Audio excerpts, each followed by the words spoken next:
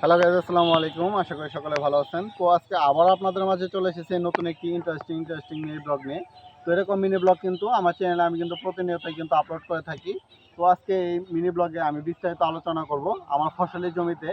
আমাদের প্রায় এখানে কিন্তু 5% উপরে কিন্তু ফসলের জমি রয়েছে।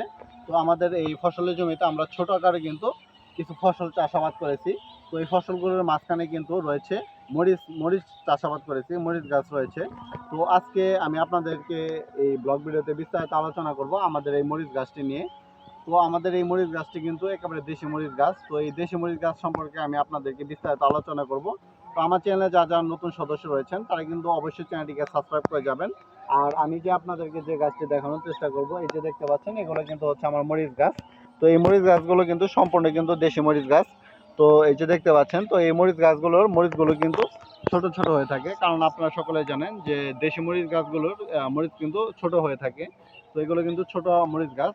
তো এই মরিচ গাছ চাষাবাদ করতে কিন্তু একটি ভালো কিন্তু পরিমাণ টাকা কিন্তু প্রয়োজন হয়, এবং এই মরিচ গাছ যখন বড় হবে, মরিচগুলো যখন আপনার বাজারজাত করবেন, তখন মোটামুটি কিন্তু ভালো একটি কিন্তু অ্যামাউন্ট আপনার হাতে আসবে।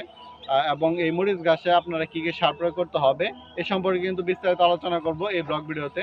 তো অবশ্যই ব্লগ ভিডিওটি সম্পূর্ণ দেখার চেষ্টা করবেন। যদি ভিডিওটি স্কিপ করেন তাহলে কিন্তু আপনারা কোনো কিছু বুঝতে পারবেন না। আপনাদের সম্পূর্ণ কিছু বুঝতে হলে কিন্তু অবশ্যই পুরো ভিডিওটি দেখতে হবে। তো বন্ধুরা, এই যে মরিচ গাছগুলো দেখতে পাচ্ছেন, এই মরিচ গাছগুলো কিন্তু 2 ধাপে সার প্রয়োগ করতে হবে। প্রথম ধাপে যাতে মরিচ গাছে পোকামাকড় না ধরে, এই জন্য কিন্তু প্রথম ধাপে কিন্তু টিএসপি সার ব্যবহার করতে হবে। টিএসপি সার প্রয়োগের পর কিন্তু এই যাতে আপনার ফলনগুলো ভালো হয়, এই জন্য কিন্তু জৈব সার প্রয়োগ করতে হবে। এবং আরও অন্যান্য সেচ রয়েছে, ওই সেচগুলো কিন্তু আপনাদের এই জমিতে প্রয়োগ করতে হবে। তো বন্ধুরা, যারা আমার এই ব্লগটি দেখছেন তাদেরকে অসংখ্য ধন্যবাদ। তো আবারও দেখা হবে আপনাদের মাঝে ব্লগ ভিডিওতে। তো সকলে ভালো থাকবেন। আসসালামু আলাইকুম।